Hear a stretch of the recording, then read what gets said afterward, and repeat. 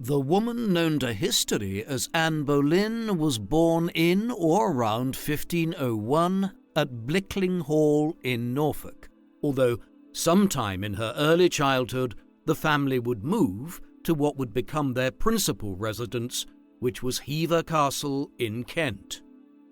Her father was Sir Thomas Boleyn. Intelligent, well-educated and fluent in French, he was also very ambitious. Promoted by Henry VII to Deputy Warden for Customs at Calais, he was an influential courtier. Anne's great-grandfather was the Lord Mayor of London in 1457, Sir Geoffrey Boleyn, a successful merchant who bought the family seats of both Blickling Hall and Hever Castle. Anne's mother was Elizabeth Howard, daughter of the Earl of Surrey, who would latterly become the second Duke of Norfolk. Elizabeth Howard was a noblewoman who served as lady-in-waiting to Catherine of Aragon during the early part of the reign of Henry VIII. The Howards could rightfully claim to move in royal circles, not least because Anne's uncle, the third Duke of Norfolk, had married the daughter of Edward IV, Anne of York.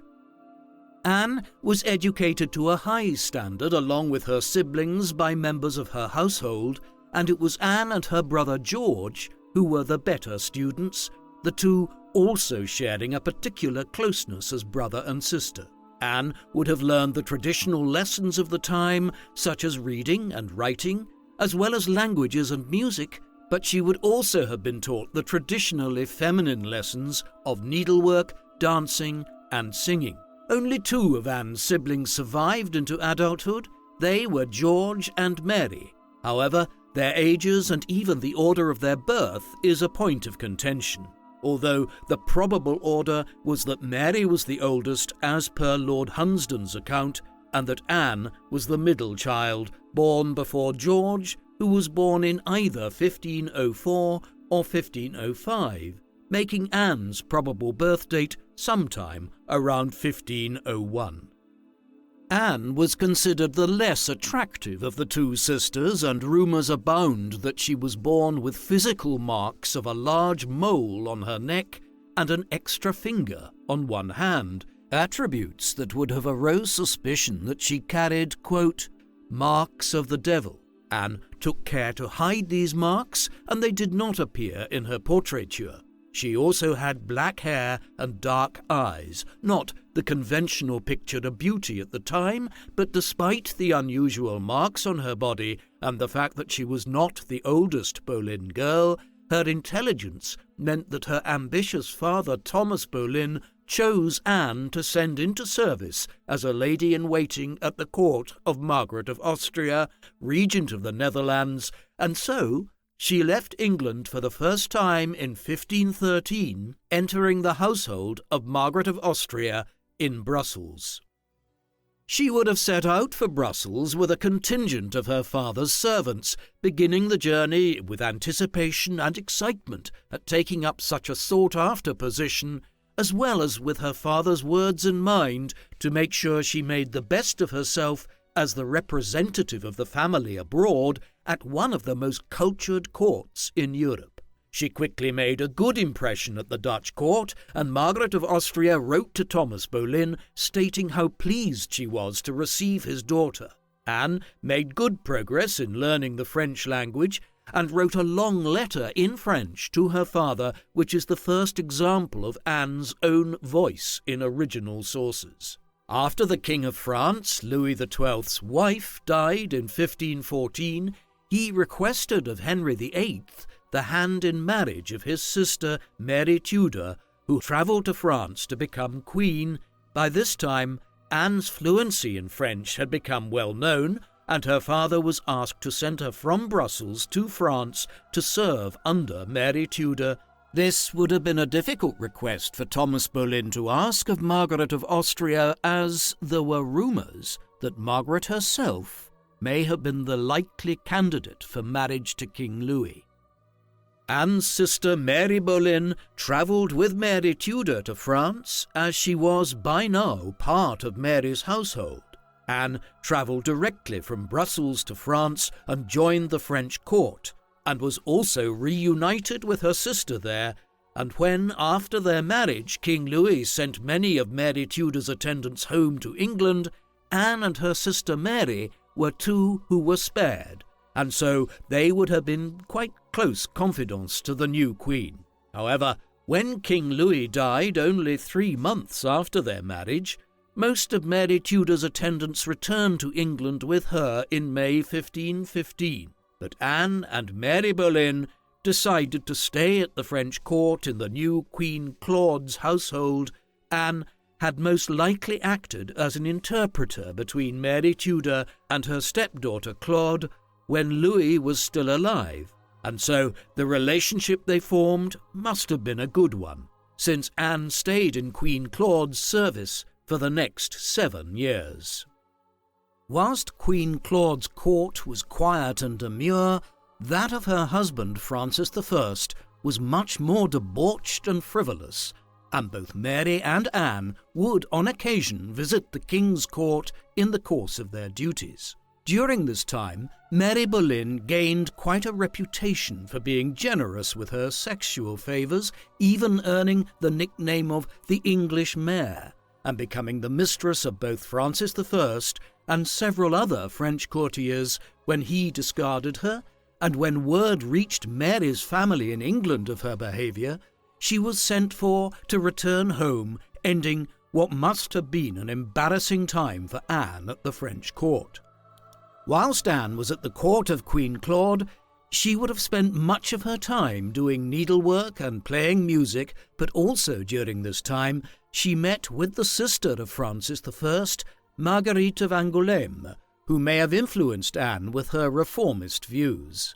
Anne would also have had the opportunity of seeing her father during her time at the French court, as Thomas Boleyn took part in several court visits from England, one of which was for the christening of Francis I and Queen Claude's son, Henry, Duke of Orleans, in 1519. She would also probably have met him at the famous Field of Cloth of Gold meeting between Francis I and Henry VIII in 1518. Although not recorded as such, Anne would almost certainly have been present at the famous meeting between the kings as one of the ladies-in-waiting to the French queen, and this would probably have been the first time that she set eyes on her future husband, King Henry VIII, who was 30 at the time and in his prime, as well as the first time that she would have seen Catherine of Aragon, the king's older wife. Anne would return to England after nearly 9 years abroad in 1522, after her father requested her presence in late 1521, and by February or March 1522 she had become a member of the household of Catherine of Aragon in Greenwich. Anne's presence at court caused a stir. She was seen as somewhat of a fashion icon, as well as being possessed of considerable poise, grace, and charm. Even her detractors at the time wrote of the magnetism of her demeanour.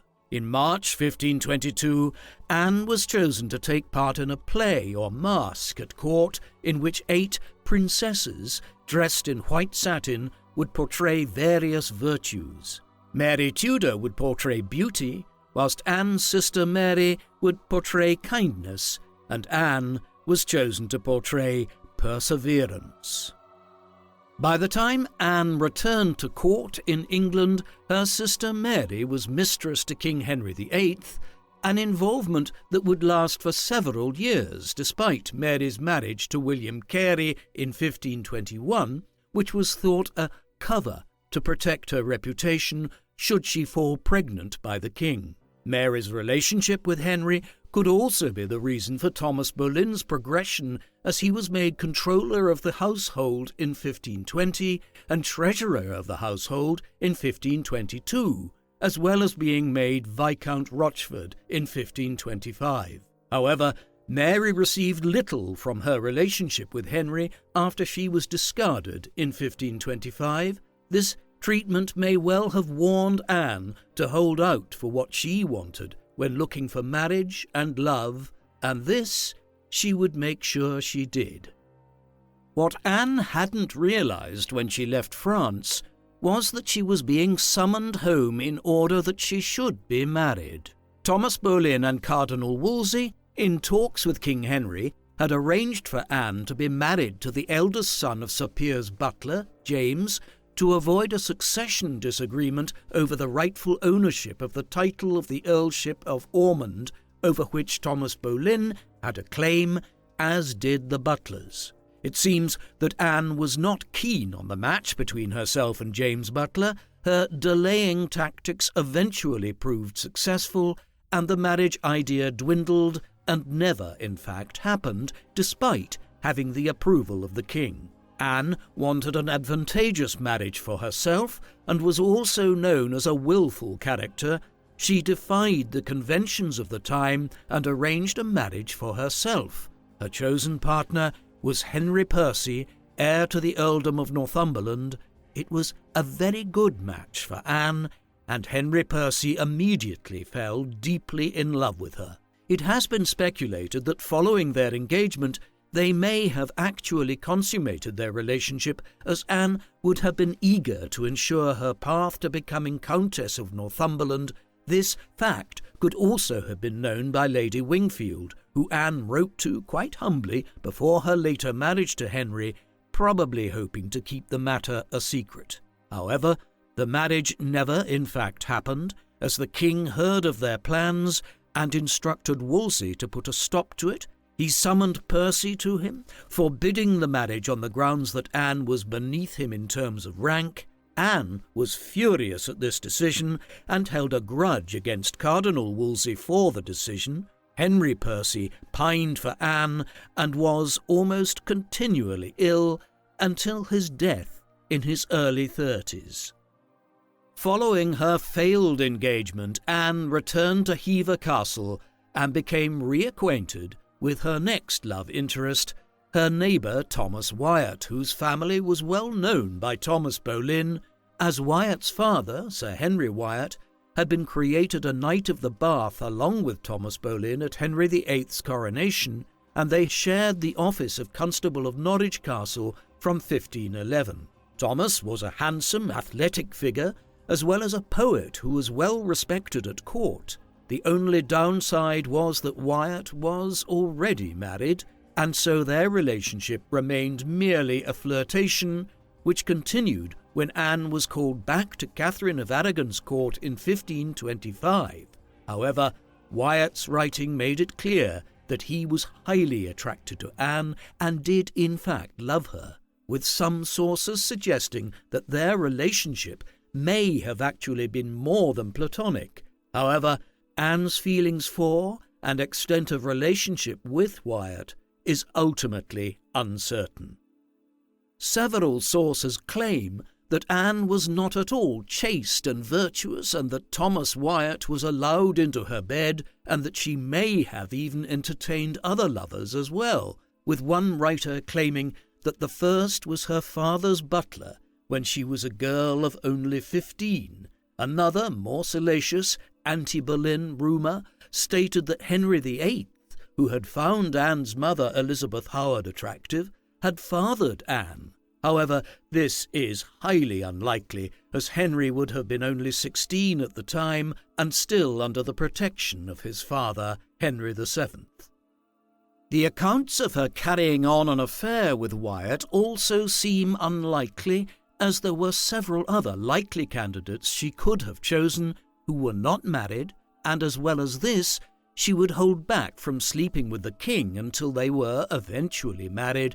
Both arguments point to the inaccuracy of the Wyatt affair being anything more than simple flirtation. By the mid-1520s, Queen Catherine of Aragon's failure to produce a son and heir would have made King Henry more and more impatient, and because Catherine was, more or less, constantly pregnant for the first decade of her marriage, Henry was used to taking mistresses, even fathering an illegitimate son, whom Henry acknowledged as his own child. The boy was named Henry Fitzroy, literally meaning son of the king. He was born in June of 1519, his mother Elizabeth Blount, one of the Queen's ladies in waiting. Henry had proven that he could father a son, and while Henry never openly blamed Catherine for her failure to produce a boy, it is likely that the continued absence of a legitimate heir, some 10 years into his marriage, stoked resentment as well as anxiety in him, especially as Henry was now 27 years old and Catherine was 33, and so the time left for her to conceive was growing short, and within a decade Henry's attempts to address the absence of an heir would change the face of England forever. Culturally, Henry was a devout Catholic, and evidence suggests that he essentially remained so throughout his life. However, his commitment to the Pope's right to govern the Church would present him with perhaps his greatest dilemma, when his views conflicted with both his desire to remarry and his increasingly desperate need for a son and heir, the one thing that seemed to be out of his reach. By the mid-1520s, the situation became even more strained. Henry was no longer the popular teenage king, but was still a fairly young man in his early 30s, and never having abandoned his athletic lifestyle and pursuits, he had kept his trim handsomeness and vigour. Catherine, however, was nearing 40, and had gained a great deal of weight in the years since her marriage. As well as this, 6 pregnancies in 9 years had wreaked havoc on her body, and Catherine, now past childbearing age, was losing both the love and interest of her husband. When Anne Boleyn came to the Tudor court in 1525 as a lady-in-waiting to Queen Catherine, having recently returned from the French court of Queen Claude, she must have been a breath of fresh air to the king. She was much admired for her cosmopolitan air, her style, wit, and charm, and still in her mid-20s she was fashionable and attractive. With dark hair and eyes, Anne commanded attention at court, and Henry, longing for a younger, more vivacious wife who might give him a son, fell deeply in love with her. The affair of Anne's sister with the king ended before 1526, and so, on her return to court, Anne was seemingly available, and King Henry was on the lookout for another mistress. Anne continued her flirtatious behaviour with Thomas Wyatt at court, Thomas at one point taking a jewel from Anne which he kept on his person, presumably as a reminder of her. During this time, both Henry and Wyatt vied for the attention of Anne, before Wyatt realized just how serious the king was about winning her hand. Henry also took a ring from Anne and began wearing it on his little finger at this time, the first indication, perhaps, that his feelings for her were deepening. And in 1528 King Henry made Wyatt Marshal of Calais, perhaps to make sure Wyatt was absent from court, to clear the way for Henry to secure his relationship with Anne. Initially, for the first few months of their courtship, there seemed to be no question of Henry casting off his wife. He frequently begged Anne to become his mistress, which she refused to do, as, although she was flattered to receive the attention of the king, she insisted that she would give her virginity only to her husband. Henry's letters to Anne from 1526 and 1527, some of which survive, are full of passionate declarations of his love and desire for her. Henry continually commissioned new jewels and trinkets for her, and publicly showed her favour and affection. In historical terms, Anne Boleyn has been given the reputation of the other woman, at worst a grasping political climber and conspirator who usurped the place of a legitimate wife and queen, much loved by the English people. However, there is no evidence that she encouraged Henry's interest in her initially. Indeed, she reportedly made an abrupt departure from court in the spring of 1527, returning to her family's home at Hever Castle, and the letter that Henry wrote to Anne soon after her departure conveys the impression that she might have left simply to avoid Henry's ardour and avoid turning down a king who held power over the livelihood and lives of the entire court. The letter from Henry reads, quote, "In turning over in my mind the contents of your last letters, I have put myself into great agony, not knowing how to interpret them, whether to my disadvantage, as you show in some places, or to my advantage, as I understand them in some others, beseeching you earnestly to let me know expressly your whole mind as to the love between us two. It is absolutely necessary for me to obtain this answer, having been for above a whole year stricken with the dart of love, and not yet sure whether I shall fail of finding a place in your heart and affection." While some might accuse her of playing a skilful game of manipulation, it seems unlikely that a young woman like Anne, from a respectable but not a powerful family, would imagine that she could be anything more than Henry's temporary mistress. It is difficult to believe that Anne might be presumptuous enough to think that she could take Henry from his legitimate wife, or that she might emerge victorious from a battle with the Queen of England. At the time, Anne was still set on arranging a high-ranking marriage for herself, and may have seen the status that the king's attention gave her as a distinct advantage in the marriage market, making her seem all the more worthy to would-be suitors. The alternative account, that she set out to take the king from his wife, is unlikely, but her mixed messages confused and frustrated the king until he became besotted by this alluring, seemingly unobtainable woman. However, it is true that a mere liaison with the king would have no doubt placed her marriage prospects and future prosperity at great risk, and so it is likely that she came to love Henry as he loved her. After her abrupt departure from court, Henry continued writing to Anne in his own hand and sending her gifts, and in time Anne began to respond to Henry with feelings and gifts of her own, and the two began carrying on their relationship quite publicly at court. There is, of course, no way to know whether Anne and Henry maintained their abstinence, as Anne had insisted she must. However, the fact that Anne did not become pregnant throughout the nearly 7 years of their courtship suggests she stayed chaste. Methods of contraception were available at the time, but were extremely unreliable, so while Henry and Anne were likely intimate with one another, there is no evidence which suggests that they slept together prior to late 1532 at the earliest. Their intimacy is attested to in their letters to one another, in one of which Henry mentions that he misses Anne's duckies, an informal term for her breasts. By 1527, a year after Anne's arrival at court, Henry had proposed marriage to Anne, and she had, after much thought, accepted. Henry decided to seek a divorce from Catherine so he could marry Anne.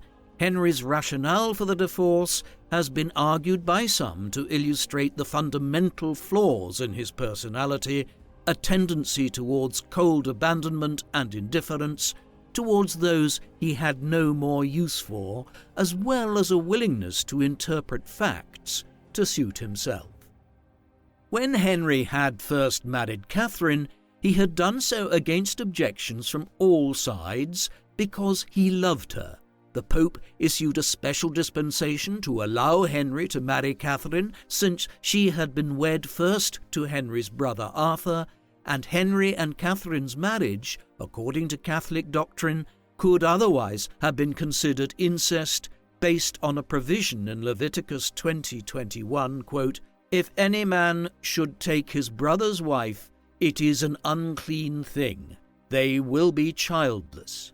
And so, when the teenage Henry had wanted to marry Catherine of Aragon, he readily accepted both the Pope's dispensation and Catherine's claim that her 6-month marriage to his brother Arthur had never actually been consummated due to Arthur's continual ill health, and it was not until years later, when Henry had fallen in love with Anne and the possibility of having a son had become realistic again, that Henry decided that Catherine and Arthur's marriage may not have been consummated. He reasoned that the Pope had overreached his own authority, and that the very reason he had no son was because his current marriage was a sin against God, for which divorce was the only remedy.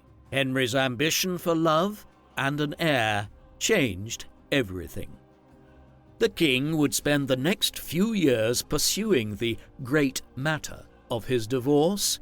He began with a direct appeal to Pope Clement VII, hoping that his noted devotion to the Catholic Church would secure him an annulment, a prospect which, at the time, was not as outrageous a request as it seems today, as for literally centuries various successive popes had dissolved literally dozens of royal marriages, even marriages of relatively long duration, which had already produced children, most of which were annulled for political reasons, although official annulments always cited some biblical or doctrinal explanation for the dissolution of these marriages. However, Henry was about to find his dreams of a quick and easy divorce dashed when, in 1527, Emperor Charles V sacked Rome and took the Pope as his prisoner. In addition to being arguably the most powerful man in Europe, Charles was also Queen Catherine's nephew,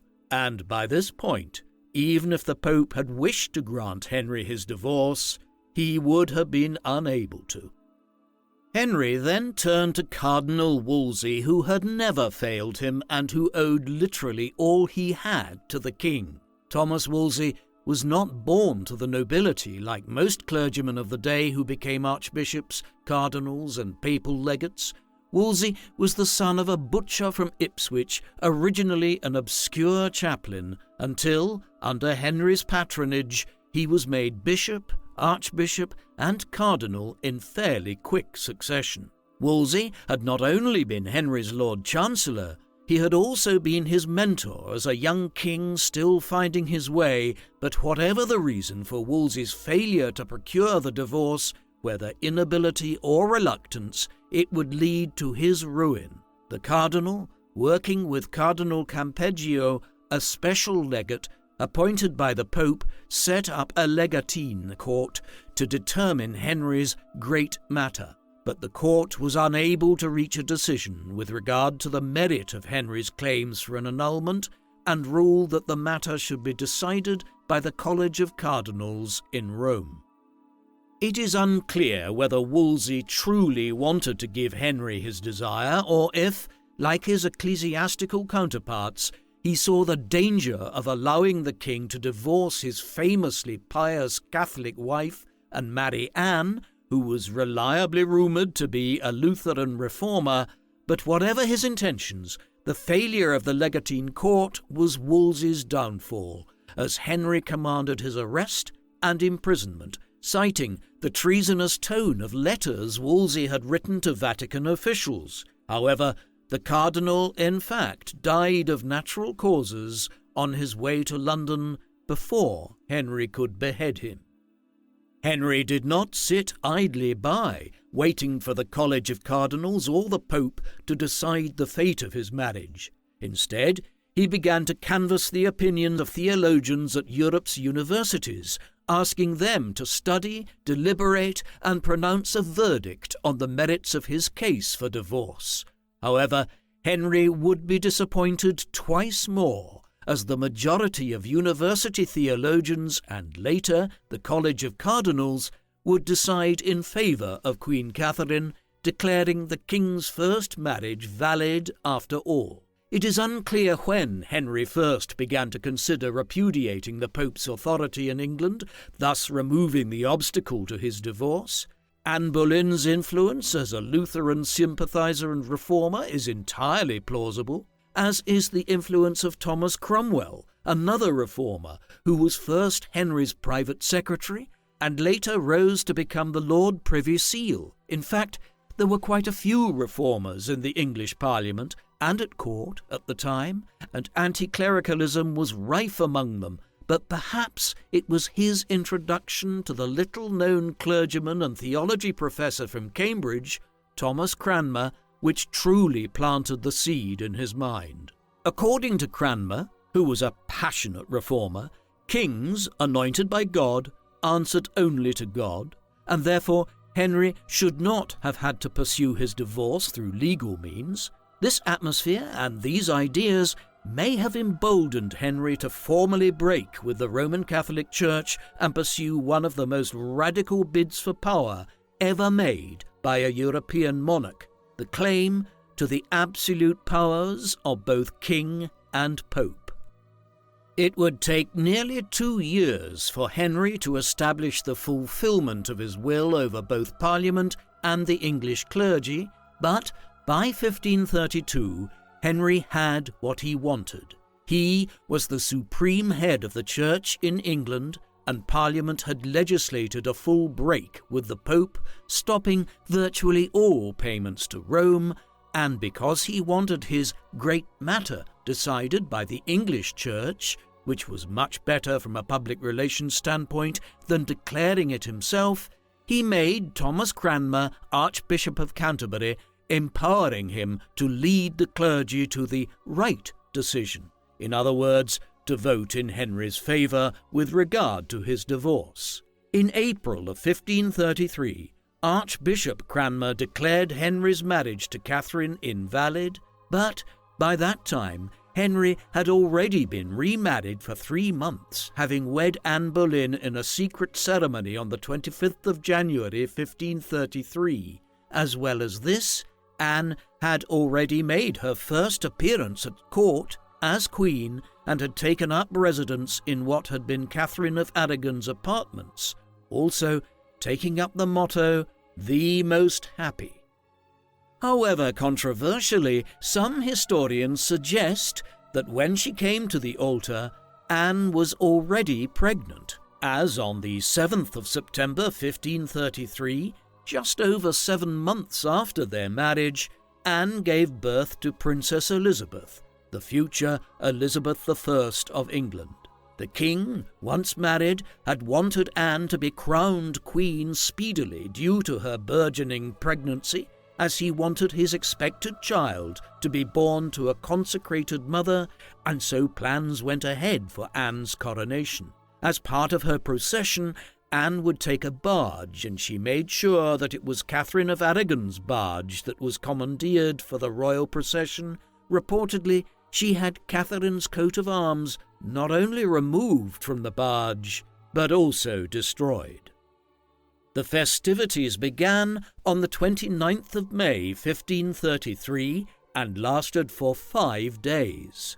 The king wanted Anne's ceremony to reflect that she was every inch the magnificent queen he wanted her to be seen as, and so, on the 31st of May, Anne's procession left the Tower, consisting of foreign ambassadors and nobles bedecked in purple robes, ermine, and other finery, followed by Anne, carried in a litter, accompanied by her ladies-in-waiting, also finely attired in resplendent fashion, all to a salute of guns from the Tower and pageants at the roadside. The sight must have been astonishing for the spectators lining the route. However, when Anne noticed that some of the crowd were not doffing their caps and calling "God save the Queen," Anne had one of her attendants approach the Lord Mayor to complain of it. He replied that, quote, he could not command people's hearts, and that even the king could not do so. Despite the blatant signs of her unpopularity, Anne was resolute. She would be crowned queen, and she was, on the very next morning, in Westminster Abbey by Archbishop Cranmer. Anne was never a popular queen, as papers from the time attest to subjects being taken to task over comments on the marriage and rudeness to her personally, and in 1533 a priest was recorded as being subject to investigation over calling Anne a harlot and a whore, and quoting a prophecy that a queen would be burned at Smithfield. This and similar incidents led to the king issuing a proclamation that anyone who came forward with information against those who spoke out against his marriage would be offered a reward. Despite the apparent loyalty and favour the king showed to Anne, this did not translate to the marriage bed, as although the king had been faithful to Anne during their courtship, the same was not true of their marriage, and by 1533 Henry already had a mistress, and Anne Boleyn knew of her. This must have struck Anne like a thunderbolt, as until she gave Henry his son, her position was reliant only on his passion for her, which was perhaps waning. When Anne reacted angrily to the news of the affair, the king rebuked her with righteous indignation, not speaking to her again for 2 or 3 days. Her detractors at court must have reacted gleefully at this first hint of a rift in the royal marriage, and Anne decided not to raise the matter until she had given birth to her child, who she fully expected was to be a son. On the 7th of September 1533, Anne gave birth to a daughter, to both hers and Henry's great regret. The expected son had not arrived, and the planned tournament to greet his birth was cancelled, but once their initial disappointment waned, the couple accepted the new baby happily. She was his heir, after all, until a son appeared, and she was happy and healthy and looked like the king. They named their daughter Elizabeth, the name of not only Henry's mother, but Anne's also. Baby Elizabeth was christened, and Thomas Cranmer was named as her godfather, and the Duchess of Norfolk and the Marchioness of Dorset were named as her godmothers, and after her christening the baby was proclaimed Princess of England, as well as heiress, supplanting her half-sister Mary in the line of succession. As queen, Anne divided opinion both at home and abroad. Some loved her, but many hated her, some due to her lowly origins and some because Catherine had always been such a popular queen, but they hated her also because of Anne's reformist religious views, which were alien to a great proportion of the largely Catholic population. One person who spoke out against Anne, and was a thorn in both hers and Henry's side, was a young woman called Elizabeth Barton, who claimed to have been cured of an illness miraculously by God. She became a nun and claimed to prophesy the future, telling Henry that she had seen a place for him prepared in hell, and that he would stop being a king a month after his marriage to Anne. In November 1533, Henry had Barton arrested, and she confessed after questioning that all her claims had been a sham. She was executed along with 5 of her associates on the 20th of April 1534. As a reformist queen, Anne set an example in her court by reading the Bible and entreating her courtiers to be both godly and pious. Although she would have had music and dancing at court, she demonstrated a degree of reformist fervour and would read her Bible in French as well as English. She also did charitable works, distributing alms to the poor and also supporting a Cambridge scholar. In her brief time as queen, Anne also secured several bishoprics for reformist clergymen, including Thomas Cranmer and Hugh Latimer, who became Bishop of Worcester. She also offered sanctuary at court to foreign reformers who needed it. As well as this, she had a great love for her daughter, as did Henry, and it must have been a wrench for Anne when the princess was given her own household in December 1533, as was usual for the time. Henry well understood the enormity of what he had done by removing the power of Rome in order to marry Anne, and he moved swiftly to consolidate his new powers and impose his will implacably upon the English people. Catherine of Aragon was still widely popular, and her replacement, Queen Anne, was widely resented. But more importantly, the majority of the English people still identified closely with Roman Catholicism. Henry knew he would have to establish control quickly before the foreign influence and support of Catholic Europe emboldened uneasy Catholic Englishmen to act, and his answer was the Act of Supremacy, which he proposed following his marriage to Anne, and which Parliament passed in 1534. The Act required all the king's subjects to swear an oath recognizing Henry as supreme head of the Church and affirming the legality of the king's marriage to Anne Boleyn. Refusal to swear the oath was considered treason, the punishment for which was death. For devoted Catholics, the oath of supremacy was seen as a referendum on morality. Most chose to swear the oath and escape with their lives, no matter how painful the cost to their beliefs.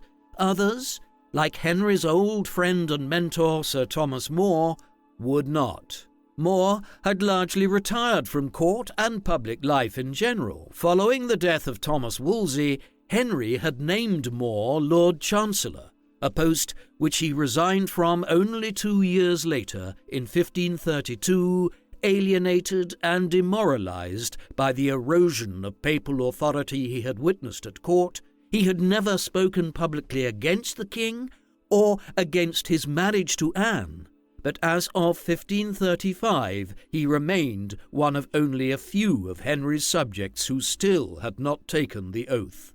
More's refusal to do so resulted in him being imprisoned in the Tower, and at his trial, when it was clear that he would be found guilty, he loudly affirmed the authority of the Pope over all matters religious and denied the ability of Parliament to declare the king head of the Church. More was immediately sentenced to death for treason, a crime which carried the penalty of hanging, drawing, and quartering. Henry had already demonstrated that he was not averse to removing his subjects when they failed to deliver, challenged his power, or acted contrary to his will, but perhaps it is a small testament to his remembrance of More's friendship and service to him that Henry commuted his sentence to beheading. On the 6th of July, 1535, Thomas More went bravely to the scaffold. He jokingly asked the executioner to hold a moment while he shifted his beard from the edge of the block, saying that, after all, it was he, not it, that had committed treason, and in a loud, clear voice he declared that he died, quote, "the king's good servant and God's first." As well as More, Queen Catherine and Mary also refused to sign the oath, which Henry and Anne saw as a direct act of defiance. That Anne and Catherine hated each other was no secret, and it could have been under pressure from Anne that Henry demoted Queen Catherine to the rank of Princess Dowager and had her moved to a house further from London. The royal couple were probably not best pleased to hear that the crowds had cheered the old queen on her journey there. In December 1533, Henry and Anne decided that Catherine should move house once again, this time to Somersham, a house surrounded by a moat and marshes and, by reputation, a most unhealthy place. Catherine protested at her forced move and locked herself in her rooms, refusing the Duke of Suffolk's attempt to remove her. Catherine had not been allowed to see her daughter Mary since the summer of 1531, when Henry had left Catherine, but she wrote to her daughter in September 1533, preparing her for possible troubles ahead and warning her not to incur the king's anger. By this time, Henry had already replaced Mary's livery on her household coaches with that of his own, in effect declaring her illegitimacy. A delegation was also sent to her requesting that she relinquish her title Princess of England, and although it may have been Anne who inspired this action against his daughter, it was ultimately the king who ordered it carried out. In November 1533, Henry ordered that Mary's household should be dismantled and that she should be sent instead to serve as a lady-in-waiting to her sister Elizabeth at her court. Mary went to Elizabeth's household, but was defiant, stating that she would not call her Princess of England, but sister instead, just as she called Henry Fitzroy brother. Anne appointed her aunt Lady Shelton as Mary's governess, so she would have a direct line of information about what was going on at the court and in particular of how Mary was behaving. Anne was also terrified that the king would meet with his daughter Mary, and so when Henry visited Elizabeth's household, Mary would be confined to her rooms. But when, on one occasion, Henry saw Mary at her window whilst leaving, he waved at his daughter, but was berated by Anne for doing so. As Anne's attempts to make Mary behave as she wished her to were not working, Anne tried instead to befriend her stepdaughter. In March 1534, whilst visiting Elizabeth, Anne asked for Mary to be brought to her. She offered her reconciliation with her father in exchange for her admitting that she was illegitimate and that her parents had never been married. However, Mary defiantly refused, angering Anne yet again. Certain sources have stated that Anne had told Henry Percy, Earl of Northumberland, that she was planning to murder her rival Mary by administering her poison, and that she called Catherine and Mary rebels and traitoresses deserving death. But the truth is this was probably more wishful thinking and words spoken in anger rather than any real plot. Indeed, there is evidence from Anne's letters to Mary to suggest that Anne did try to befriend her stepdaughter. In one letter, in which she refers to herself as Queen, she thanks Mary for curtsying to her after a mass at Eltham, and says that she would have done the same back if she had seen her at the time. However, Mary's reply was as defiant as ever, stating that the Queen, meaning her mother Catherine, was not present at the time, and that she was actually curtsying to the altar, and so Anne's attempts to be kind to Mary seem to have gone unheeded, and this response from Mary angered Anne greatly. Another incident in 1534 involving her own family also prompted anger from Anne when her sister Mary appeared at Anne's court and announced that she had married one of her servants, William Stafford. This so angered Anne that she banished her sister Mary from court, also cutting her off from any financial support, and whilst it was known that the two sisters were not close, Anne's reaction could be seen as quite harsh under the circumstances. Apart from the defiance from Mary, by 1534, Henry and Anne had finally dealt with or removed all who seemed openly opposed to the new order, and the death of Catherine of Aragon from natural causes on the 7th of January 1536 appeared to remove the last barrier to the legitimacy of their marriage. However, a black cloud hovered.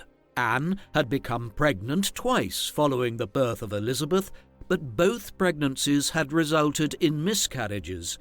Additionally, some historians have speculated that Henry and Anne's relationship was growing increasingly strained due to Anne's failure to adjust to her new role of wife. As Henry's mistress, she might have been allowed a certain amount of license to speak and act as she pleased. Her prolonged refusal to sleep with Henry likely put her in a rather dominant position. However, as Henry's wife, she would be expected to be far more submissive. But of course, her lack of submissiveness would likely have been overlooked had she not committed the terrible sin of failing to produce a son. Following the miscarriage Anne suffered in the summer of 1534, King Henry had taken another mistress. When Anne complained to the king about this situation, his reaction was very harsh. He stated that, quote, she had good reason to be content with what he had done for her, which he would not do now if the thing were to begin, and that she should consider from what she had come. The king was clearly losing patience with Anne, as well as perhaps regretting marrying her at all. Anne realized that without a son, she was in a very insecure and vulnerable position, exactly the position that Catherine had been in, ironically, and she felt she must act.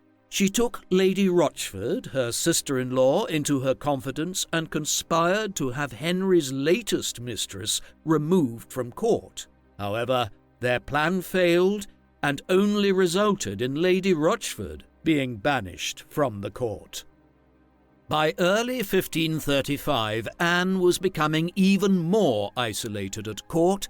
Her confidant was now gone, and she had alienated many others through her outbursts of anger, and even her husband preferred the company of his mistress. It was during this time that his daughter Mary started to come back into favour with Henry also. Anne must have felt alone and isolated as time went on. However, in the summer of 1535, a ray of hope appeared for Anne when the couple were briefly reconciled.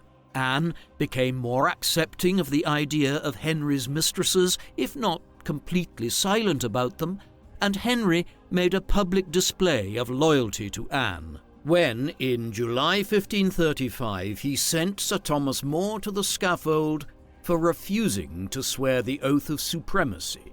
And, after all, if Henry wanted a legitimate son, as things stood, it was only Anne who could provide one. They began the court's summer progress of 1535 with a united front. They visited Salisbury and Porchester first, also visiting Wolf Hall in Wiltshire, during this time the family home of one of Anne's ladies, Jane Seymour, reaching Windsor by November, and when they arrived back in London in late 1535, Anne was pregnant again for the third time. On hearing the news of Catherine of Aragon's death in July 1535, Anne could not have been happier. Her rival was now gone, and she was carrying another heir for Henry. There were rumours, of course, that Anne had arranged for Catherine to be poisoned, especially when, on post-mortem, Catherine's heart was found to be blackened. However, this is unlikely, as if she had wanted rid of Catherine enough to kill her, she would surely have done so earlier. After her mother's death, Anne made one last attempt to befriend Mary, writing to her to say that if she would put aside her obstinacy and obey the king, that Anne would be the best friend to her, and she need not hold the train of Anne's gown on her return to court. Mary again refused, and this would be the last time that Anne would attempt a reconciliation with her stepdaughter. Then, on the same day as Catherine's funeral, Anne went into labour prematurely, and after only a 3.5-month gestation, she miscarried a little boy. Anne's grief and frustration must have been plain for all to see as she wept following this tragedy for her and for Henry. However, the king's grief soon turned to anger at Anne, and the king confronted Anne in her room, stating that, quote, he would have no more boys by her. This was a direct threat to Anne, and she was devastated, and even more so when she heard the rumours that the king felt that Anne had been, quote, seduced by witchcraft to induce the miscarriage, and that he ought to find a new wife. Anne remonstrated with Henry and blamed the loss of the child first on the news she was given by the Duke of Norfolk that the king had fallen from his horse, claiming the consequences of his possible death had shocked her to such an extent that it had resulted in the miscarriage. When Henry dismissed her reasoning, Anne then claimed that her finding the king with Jane Seymour sitting on his knee had made her lose her child, as it had been such a shock to her to see for herself that the king had feelings for others. King Henry took little heed of Anne's reasoning, although he did leave Jane Seymour at her home during the next court's progress, But with Anne isolated at court after falling out with her ally Cromwell, and with the king becoming further infatuated with Jane Seymour, who cleverly portrayed herself as the mirror image of Anne in all things, Anne was at her wits' end. The king's patience had also finally run out, and on the 24th of April 1536, a commission led by Thomas Cromwell was set up to investigate Anne, and by May, accusations of adultery were levelled at her, and Henry chose to believe them. The private interrogations of the Queen's household elicited fantastic claims of her degeneracy, accusing her of incest and witchcraft as well as adultery. Mark Smeaton, a musician in Anne's household, was held in the Tower and tortured until he confessed that he was having an affair with Anne. The king himself questioned Henry Norris over a possible affair with Anne after she dropped her handkerchief to him as one of the jousters at a tournament that she and Henry attended. And then, lastly, Anne Boleyn herself was arrested on the 2nd of May by her uncle, the Duke of Norfolk, and was questioned over her behaviour and installed in the Tower of London. Evidence was sought from her ladies-in-waiting, Lady Rochford and Lady Worcester, and from a deathbed note belonging to Lady Wingfield, whom Anne had previously tried to silence concerning her premarital behaviour with Henry Percy, which suggested that Anne was morally lacking. Cromwell was rumoured to have used all means at his disposal, including torture and bribes, to bring a devastating case against Anne. As well as this, Anne's sister-in-law, Lady Rochford, was said to have admitted that her husband, George Boleyn, and Anne would openly mock the king, questioning whether he was impotent and whether Elizabeth actually belonged to another father. As she was arrested, Anne pleaded her innocence and asked for the king, but she was denied. She was said to have lost her famous composure and collapsed to her knees. She asked if she would be kept in a dungeon, but was informed that she would be kept in the royal apartments to await her trial. She reportedly alternated between laughing and crying, and spoke openly about what had brought her to such a position, and her mention of Francis Weston in her rantings meant that he too would be arrested and brought to the Tower, where her brother George had also been taken. The fact that she spoke of Weston, her brother George, Smeaton, and Norris was used as evidence that the crimes she was accused of were true. In addition to the men that Anne spoke of, William Brereton, a member of the King's Privy Council, was also taken to the Tower, along with Thomas Wyatt and Sir Richard Page, all accused of being Anne's lovers. On hearing of Anne's arrest, her bishop, Thomas Cranmer, sought to distance himself from Anne, which he did in a letter to the king. Whilst privately he may have had sympathy for Anne, no one was brave enough to show it and chance the wrath of the king. Yet, despite this, it was only ever Smeaton who confessed to the charges brought against the men who had allegedly consorted with Anne. It is unlikely that Anne would have had the time or the inclination to have slept with so many men, including her own brother, and the accusations were likely conjured up by Cromwell and Henry to secure Henry's freedom to marry Jane Seymour. Anne went over everything in her mind and prepared her defence, although she would have known in reality that the outcome of the trial would be a foregone conclusion.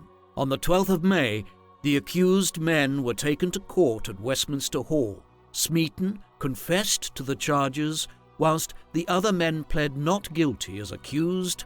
All four were found guilty and were sentenced to be hung, drawn, quartered, as well as beheaded. As members of the nobility, Anne and her brother George were tried in the Tower, and having known of the outcome at Westminster Hall, Anne would have fully understood the ramifications for her own trial, which took place on the 15th of May. No Queen of England had ever been placed on trial before, and so a large scaffold was erected in the Tower to house all the people expected to attend the trial. Henry Percy, as well as Thomas Boleyn and Anne's uncle, the Duke of Norfolk, were all expected to attend as members of the nobility, although Henry Percy had to leave George Boleyn's trial partway through due to his ill health. Anne, for her part, had no counsel and called no witnesses, but prepared her own defence for the charges brought against her, which laid out specific dates and times that Anne and the accused men had enjoyed carnal knowledge of each other. She was also accused of conspiring to kill the king, so that she would be free to marry one of her accused lovers.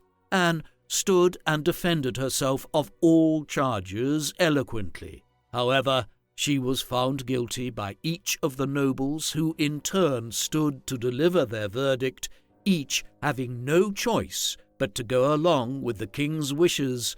The final verdict was read out by her uncle, the Duke of Norfolk, but in a final twist, he stated that the Queen should be either burned or beheaded at the king's pleasure, whereas the usual punishment for treason was to be burned at the stake. At a church court in Lambeth on the 17th of May, Thomas Cranmer annulled the marriage of Anne and the king based on the evidence of a pre-contract that existed between Anne and Henry Percy, so that, quote, she was never lawful Queen of England. On the same day, 5 of the men accused were put to death by beheading, which was a sentence commuted by Henry from the usual hanging, drawing, and quartering, which was the fate of Smeaton alone as a commoner. George Boleyn, Weston, Brereton, and Norris did not confess to any crime on the scaffold, which Anne would have been pleased to hear, and Smeaton's only comment was that he deserved death. Anne continued to protest her innocence, but prepared herself for her certain demise with composure. She even joked with her captor Kingston that she had but a small neck, laughing at the irony that she would make the executioner's job all the more easy. She spent her final evening laughing and joking that she may well be known to history as, quote, Queen Anne Lackhead. This was perhaps the last act of defiance open to her. On the 19th of May, 1536, Anne Boleyn was taken to the scaffold.